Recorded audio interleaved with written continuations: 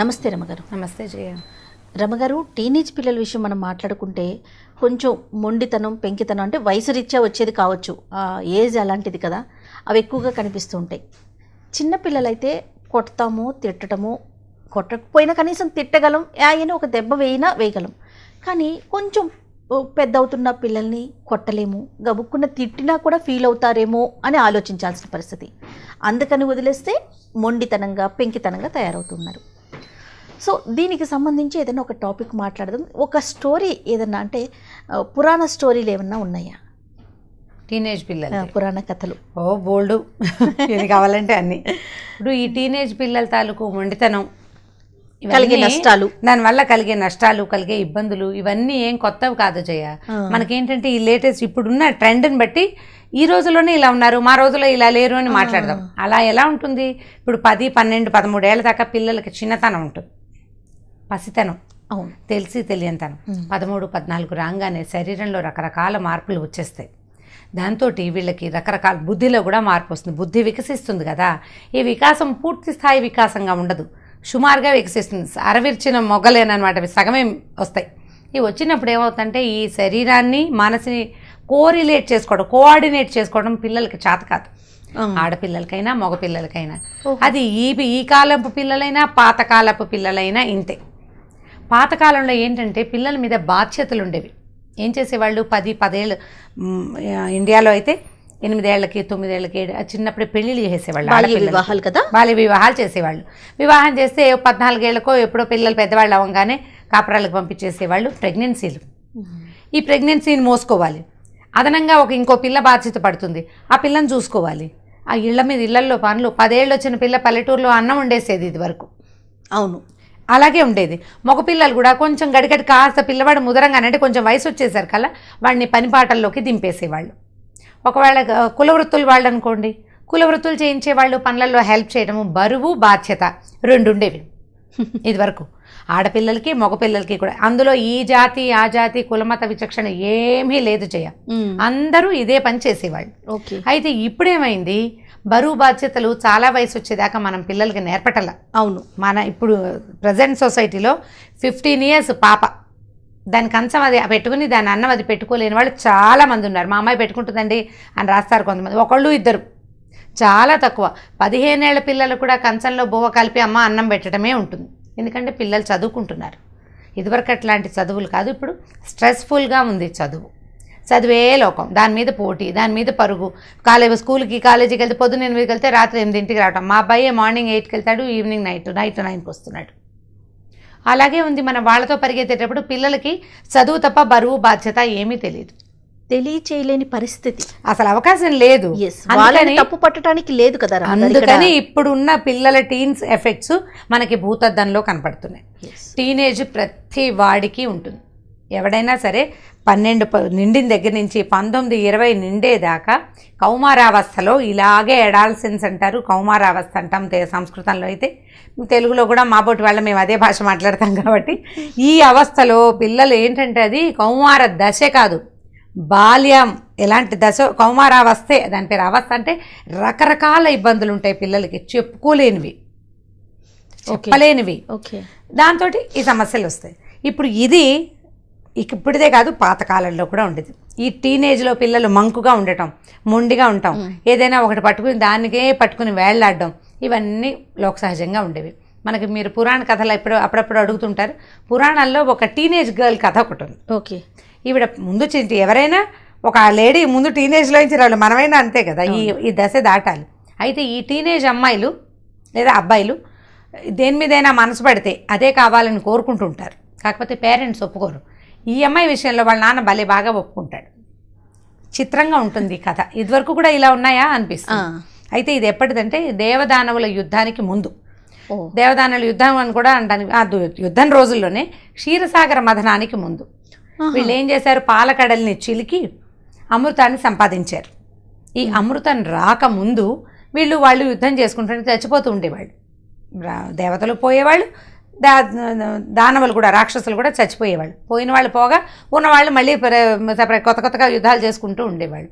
అయితే ఈ క్షీరసాగర మథనానికి ముందు రాక్షసుల కులగురు అయినటువంటి శుక్రాచార్యుడు బాగా బ్రహ్మకి తపస్సు చేసి మృత సంజీవని విద్య అనే ఒక విద్యని కనిపెట్టాడు.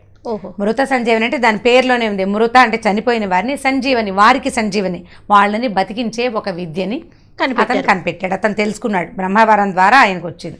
ఈయన ఏం చేసేవాడు, వీళ్ళు ఈ మన దేవతలు రాక్షసులు కొట్టుకునేవాళ్ళు, అందరు చచ్చిపోయేవాళ్ళు. వీళ్ళ బాడీలను తీసి పక్కకు పెట్టుకుని రాక్షసులవి ఆ మృత సంజీవని మంత్రం చదవగానే వాళ్ళు లేచి కూర్చునేవాళ్ళు. ఈ చచ్చిపోయిన దేవతలు పోయేవాళ్ళు, రాక్షసులందరూ అలాగే ఉండేవాళ్ళు ఆ విద్యతోటి. సరే, దేవతలు ఏమనుకున్నారంటే, ఓ నాయన వీడి దగ్గర చాలా పెద్ద విద్య ఉంది, ఎలాగైనా ఈ విద్యను సంపాదించాలి. మళ్ళీ బ్రహ్మ కోసం ఎవడో తపస్సు చేస్తే వాడికి ఇచ్చిన విద్య వీడికి ఎందుకు ఇస్తారు, అలాగే ఇవ్వరు, వీడి కొత్తది వస్తుంది వరం. అందుకని ఏం చేశారు, ఈజీ మెథడ్ ఏంటంటే, ఎవరైనా ఒకడు ఈ శుక్రాచార్యుడి దగ్గరికి వెళ్ళి ఆయన దగ్గర నుంచి ఆ విద్యను నేర్చుకుని రావాలని అనుకున్నారు. ఓకే. అనుకుంటే ఇప్పుడు ఈయనేమో రాక్షస గురువు కదా, దేవతల గురువైన బృహస్పతికి కచుడు అనే ఒక కొడుకున్నాడు, కచ. ఈ కచుడు ఏంటంటే వాడికి అందమైన కురులు ఉండేవాట, చక్కటి హెయిర్ స్టైల్ వాడి. అందుకని వాడికి ఆ కచుడు అని పేరు వచ్చింది. ఈ కచుడు ఏం చేశాడు, వాళ్ళ నాన్న దగ్గరికి వెళ్తే నాన్న అన్నాడు, నాయన శుక్రాచార్యుని ఎలాగైనా మెప్పించి మృత సంజీవిని విద్యను నేర్చుకురావో నువ్వు వెళ్ళి, దానివల్ల దేవతలందరికీ మంచి జరుగుతుందని పంపించారు. వీడు మంచి బుద్ధిమంతుడు. శుక్రాచార్యుడి దగ్గరికి వెళ్ళాడు. వెళ్తే అప్పట్లో ఒక సిద్ధాంతం ఉండేది, ఎవరైనా చదువు కోరి వస్తే వాళ్ళని నో అనకూడదు, శత్రువైనా సరే. ఈ పిల్లాడు చక్కగా ముద్దుగా బాగున్నాడు, వచ్చి శుక్రాచార్యుడిని మీ దగ్గర చదువుకుంటాను, మృత సంజీవిని విద్య కోసం వచ్చానని చెప్పలా, మీ దగ్గర విద్యాభ్యాసానికి వచ్చానండి అన్నాడు. దేవతల గురువే తనంతట తన కొడుకుని నా దగ్గరికి పంపించాడంటే నేను చాలా గొప్ప అయిపోయాను అనుకుని శుక్రాచార్యుడు ఏం చేశాడు, ఆ కుర్రాడిని తన దగ్గర పెట్టుకున్నాడు. ఆయనకి ఇంతకీ ఈ శుక్రాచార్యుడికి ఒక కూతురు ఉంది. ఆ పిల్ల పేరు దేవయాని. చాలా అందమైన పిల్ల, దానికి ఒక 14-15 ఏళ్ళు ఉంటాయి, టీనేజ్ పిల్ల. అయితే ఆ పిల్లకి ఈ కచుడు బాగా నచ్చాడు. వీడు చాలా అందంగా ఉన్నాడు. ఆ అమ్మాయి రోజువారీ రాక్షసుల మధ్యలో ఉంటుంది. రాక్షసులు అంటే నాజుగ్గా నైస్గా ఏం ఉండరు కదా, రాక్షసుడు అనగానే ఆ పేరులోనే ఒక విపరీతార్థం వినపడుతుంది, పెద్ద పెద్ద శరీరాలు, మనకు ఒక ఇమేజ్ వచ్చేస్తుంది. వీడు దేవతల్లో నుంచి వచ్చాడు, చిన్నపిల్లాడు, చక్కగా క్యూట్గా ఉన్నాడు. ఆ క్యూట్గా ఉన్న కుర్రాడు ఈ పిల్లకి నచ్చాడు. ఇక ఎంతసేపు వాడికి అన్నం పెడతాను, వాడికి అది పెడతాను, వాడికి ఇది పెడతాను, వాడి చుట్టూతా తిరుగుతుండేది. తండ్రికి ఎంత ముద్దంటే ఆ పిల్ల మగపిల్లాడు అట్లా చుట్టూతా తిరుగుతోంది అనే ఇంగితం పళ్ళ ఆయన. దాని సరదా తీర్చడమే ఆయన ఉద్దేశం, అంతకంటే ఇంకేం లేదు. పిల్లకి సరదా, వాళ్ళందరూ చుట్టూతా తిరుగుతుంది, వీడి చుట్టూతాను కూడా తిరుగుతోంది. దానికి ఏదైనా విపరీతమైన ఉద్దేశాలు ఉంటాయని ఆయన ఊహ కూడా రాలేదు. ఎందుకంటే ఆ పిల్ల చిన్నపిల్ల, ఆయనకి 14 ఏళ్ల పిల్ల, మనకు కూడా చిన్నపిల్లలే కదా, ఆయనకి అలాగే ఉండేది. అయితే కొన్నాళ్ళ తర్వాత రాక్షసులందరికీ తెలిసింది ఈ అమ్మాయి వీడి పట్ల వ్యామోహపడుతోందని. గురువుగారికి కూడా వాడు బాగా, వీళ్ళకి ఇష్టం, ఎంతసేపు కచుడు అని పిలుస్తుంది. నాన్న కూడా వాడు ప్రీతిపాత్రంగానే ఉన్నాడు. వీళ్ళందరికీ ఒళ్ళు మండిపోయింది, ఏమిటి వీడు దేవతల నుంచి వస్తే వాడి జాతి వైరం ఉంది వాళ్ళకి మనకి, వాడిని చేరదీయటం సరికదా, ఇప్పుడు ఈ పిల్ల కూడా వాడి వెనకాలే తిరుగుతోందని వాళ్ళకి సహజంగా స్టూడెంట్స్లో అలాంటివి వస్తుంది కదా. ఏం చేశారు, వీడిని ఎలాగైనా ఏదో ఒకటి చేయాలని ఒకరోజు ముక్కలుగా కోసేశారు, వాడిని కొట్టి చంపేశారు. కచుడిని చంపేసి చిన్న చిన్న ముక్కలు కోసేసి వాడిని, అంటే ఏముంది రాక్షసులకి చేతిలో పని, ఈ చెట్టు తుప్పల్లో విసిరేశారు. విసిరేసి కామ్గా మిగిలిన వాళ్ళంతా వచ్చేసారు.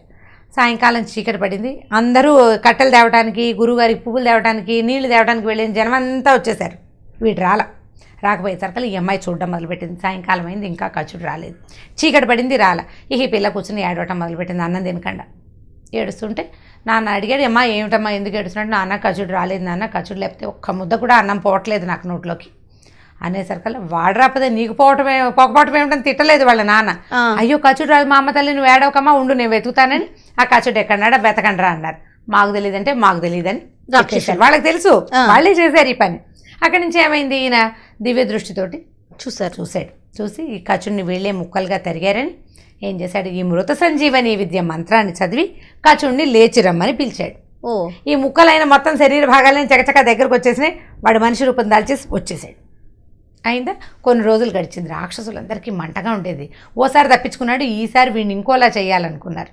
ఇంకోసారి ఇలాంటి ప్రయత్నం చేశారు. ఆసారి వాడు వచ్చేసాడు.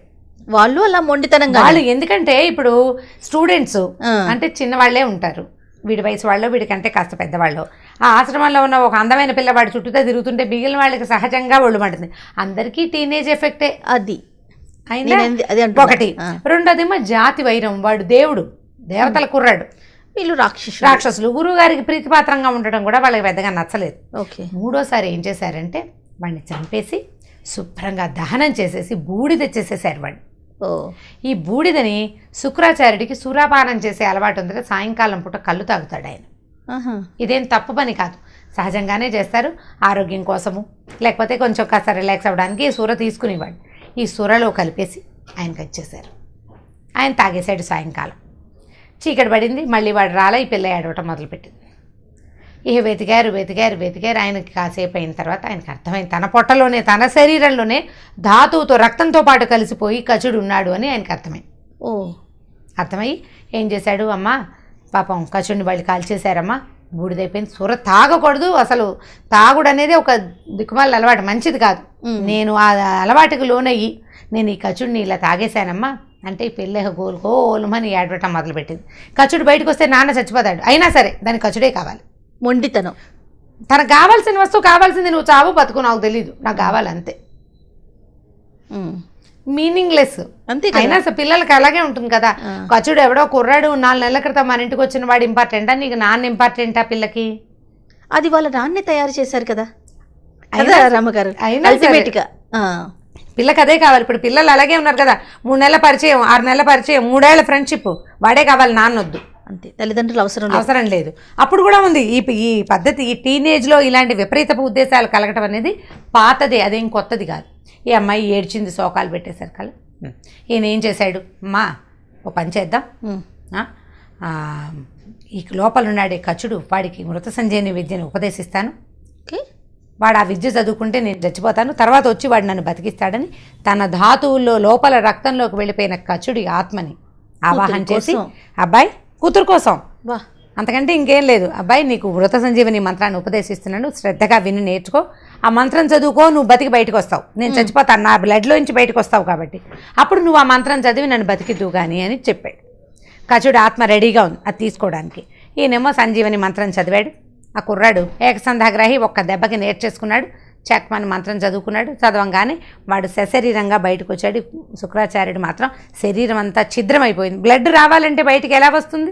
అవును, ఛిద్రమైపోయి మరణించాడు. బయటకు వచ్చిన ఈ కుర్రాడు వెంటనే ఆ మంత్రం చదివి గురువు గారిని బతికించుకున్నాడు. అయిందా? సాయంకాలం అయింది, అది మా సాయంకాలం తెల్లవారింది. సాయంకాలం రాత్రిపూటే కదా ఇది జరిగింది. మర్నాడు పొద్దున వీడు, అయ్యా నా చదువు పూర్తయిందండి, నేను వెళ్ళొస్తానని దండం పెట్టాడు గురువుకి. అలాగే నాయన చాలా సంతోషం, నీకు నేను ఇవ్వదలుచుకోకపోయినా నీకు ప్రాప్తం ఉంది, అందుకే నీకు మంత్రం వచ్చింది అని చెప్పి దేవయానికి చెప్పాడమన్నాడు. వీడొచ్చి దేవయాని దగ్గర చెప్పాడు, అమ్మాయి నేను వెళ్ళిపోతున్నాను అనేసరికల్లా అమ్మాయి ఒప్పుకోలే. అదేంటి నువ్వు వెళ్ళిపోతే ఎట్లా, నన్ను పెళ్లి చేసుకో, నువ్వు నేను ప్రేమించానని చెప్పింది. చెప్పేసరికల్లా కచుడు అన్నాడు, చెవులు మూసుకున్నాడు, శాంతం పాపం అని, నువ్వు గురువుగారి కూతురువి, చెల్లెలతో సమానం, నేను పెళ్లి చేసుకోవటం ఏమిటి, నేను పెళ్లి చేసుకోను అన్నాడు. అమ్మాయింది, అదేమిటి నువ్వు 2 సార్లు కాదు 3 సార్లు చచ్చిపోయావు, నా వల్లే బతికావు, నువ్వు 3 సార్లు నువ్వు చచ్చిపోతే నువ్వు నా వల్లే బతికావు, నేను అడగడం బట్టే మా నాన్న నిన్ను బతికిచ్చాడు, నీకు దొరకడానికి చాలా కష్టమైనటువంటి మృత సంజీవని విద్యను కూడా నా వల్లే నువ్వు నేర్చుకున్నావు, నేనే దానికి కారణం, కాబట్టి నువ్వు కృతజ్ఞత లేదు నీకు, పెళ్లి చేసుకోనండి. అయితే వాడేం చెప్పాడు, వాడు ధర్మ సూక్ష్మం బాగా చెప్పాడు, అమ్మ నా పుటక్కి కారణం నువ్వు, అంటే నువ్వు మా అమ్మవి. బాగుందా? 3 సార్లు, ఒకసారి కాదు, మా అమ్మ ఒక్కసారే కానది, నువ్వు 3 సార్లు పుట్టించావు నన్ను. అండ్ 4వది, నా విద్యకి నువ్వు కారణం అయితే నువ్వు నా తండ్రితోటి సమానం, మా అమ్మ నాన్న చెల్లెలు 3టితో సమానమైన నిన్ను నేను పెళ్లి చేసుకోను అనేసరికి ఈ అమ్మాయికి కోపం పట్టలేకపోయింది. ప్రేమించింది వాడిని, వదిలేయకుండా ఏమందంటే, దుర్మార్గుడా, నేను నీకు ఇంత చేస్తే నువ్వు ఇలా ధర్మపన్నాలు చెప్తావా, నువ్వు ఏ విద్య నేర్చుకున్నావో ఆ విద్య నీకు పనికి రాకుండా పోతుంది, పో ఇక్కడి నుంచి అంది. శపించింది.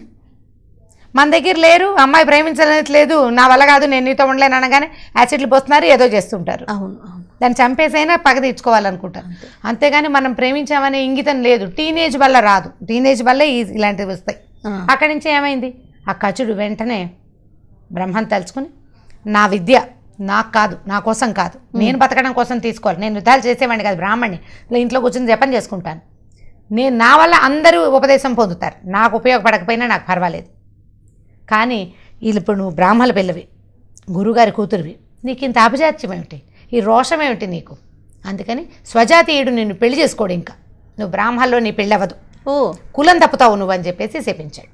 ఓ ఎందుకంటే ఈ జాతికి ఉండవలసిందేంటి? విద్య నేర్పించే గుణం, శాంతం, సంయమనం ఉండాలి. నీ దగ్గర అది లేదు.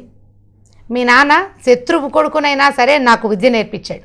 ఆయన నిజమైన బ్రాహ్మణుడు, నువ్వు కాదు. నీకు నీ కులంలో పెళ్ళవదు, వేరే జాతి వాడిని పెళ్లి చేసుకో, నీకు అదే తగిన శాస్తి అని చెప్పి వెళ్ళిపోయాడు. చూడండి, ఇప్పుడు ఈ అమ్మాయి తొందరపాటుతోటి వాడికి ఆ విద్య ఉపయోగపడకుండా పోయింది, మొదటిది. రెండోది, తను అనవసరంగా ఒక శాపాన్ని తెచ్చుకుంది. తర్వాత రాజుగారికి భార్య అయిందనుకో, రాజు భార్య అనగానే బ్రాహ్మణుడు, ఇప్పుడు వీళ్ళు అప్పట్లో ఇలా కులాంతరాలు అవి లేవు కదా. అవును అవును. జాతి మారిపోవటం. బ్రాహ్మలు వెజిటేరియన్స్, కానీ క్షత్రియులు వెజిటేరియన్ కాదు. హింసకి తావుంటుంది వాళ్ళ జీవితాలు. బ్రాహ్మణుల దగ్గర హింస ఉండదు కదా. దాంతో ఇలా అయిపోయిందనమాట. ఇప్పుడు ఈ టీనేజ్ ఎఫెక్ట్ వల్లే ఈ అమ్మాయి ఇలా ప్రయత్నం చేసింది, ఇలా తొందరపడింది. ఇప్పుడు నాన్నైనా ఆ పిల్ల ఇలా పిచ్చివేషాలు వేస్తుంటే దాన్ని ఎంకరేజ్ చేయలేదు, కానీ డిస్కరేజ్ కూడా చేయలే. అమ్మాయి ఇది చేయకూడదు, ఈ కచుడి మీద ఈ రకమైన ఆసక్తి మంచిది కాదు, తప్పును సరి చేయలా అని చెప్పలా. ఎందుకంటే కూతురు మీద ప్రేమ. మన దగ్గర బోల్డ్ మంది ఉంటారు కదా, కూతురు ప్రేమ అందరికీ ఉంటుంది.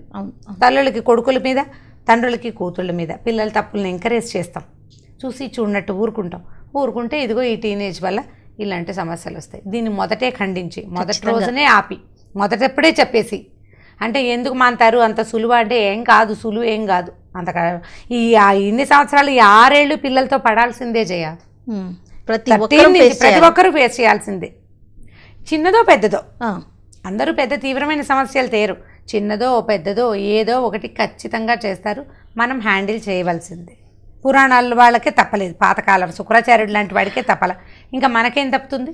కాకపోతే మీరు అన్నట్లుగా ముందు నుంచి కూడా ఫస్టే మనం ఖండించగలగాలి. అది తప్పు అని వాళ్ళకి నచ్చే విధంగా మనం చెప్పగలగాలి. తప్పు కాదు, పోనీ కరెక్టే, కానీ నువ్వు ఇప్పుడు నీ ఏజ్ కాదు, నువ్వు చేయకూడదు, ఇది పనికిరాదు, పెద్ద అయ్యాక చేద్దువు. కానీ ఇంకొంచెం పెద్ద అవ్వాలి, ముందు నీ కాళ్ళ మీద నువ్వు నిలబడు, నీ చదువు నువ్వు చదువుకో, నీ పని నువ్వు చేసుకో. నువ్వు ఇప్పుడు చేయవలసింది ఇది. ఇప్పుడు నువ్వు ఏదైనా ఇలాంటి వ్యవహారాలు చేస్తానంటే నీకు తిండి కూడా అవన్నీ ఎక్కడి నుంచి వస్తాయి అని పిల్లలకి ప్రాక్టికల్గా నచ్చ చెప్పాలి. ఇది తప్పు అంటే తప్పు కాదంటాడు వాడు, వాళ్ళు చేయలేదా వీళ్ళు చేయలేదా అవన్నీ చూపిస్తాడు. మనం తప్పు అన్న కొద్దీ వాళ్ళకి చేయాలనిపిస్తుంది. అలా కాకుండా దీన్ని పోస్ట్ పోన్ చేయటం, ఒక 2 ఏళ్ళు ఆగు, వారికి అర్థమయ్యే, ఒక 2 ఏళ్ళు ఆగు. మార్కుల విషయంలో చేసినట్టే చేయ. 20కి 15 వచ్చినాయి అనుకోండి, 20 ఎందుకు రాలేదు అనుకుంటా, ఇంకొక 2 తెచ్చుకోరా, బాగుంటుంది. ఒక 2 మార్క్స్ అన్నామంటే ఆ 2 తెస్తారు, ట్రై చేస్తారు, తర్వాత ఇంకొకటి, అలా మెట్లెక్కించవచ్చు. దీన్ని కూడా పోస్ట్ పోన్ చేస్తే టీనేజ్ ఎఫెక్ట్స్ అన్నిటినీ చాలా మటుకు పోస్ట్ పోన్మెంట్ తోటే చేయించాలి, ప్రేమతోనే చేయగలం. గట్టిగా చేస్తే ఏం లేదు, మనం బిగిసిన కొద్దీ పిల్లలు బిగిసిపోతారు, అంతే. ఏజింగ్ ఎఫెక్ట్ అంతే. రైట్ రామ్ గారు, థ్యాంక్ యూ సో మచ్ అండి. ఈ వీడియో కనుక మీకు నచ్చినట్లయితే లైక్ చేయండి, షేర్ చేయండి. మరిన్ని వీడియోస్ కోసం మా ఛానల్ని సబ్స్క్రైబ్ చేసుకోండి.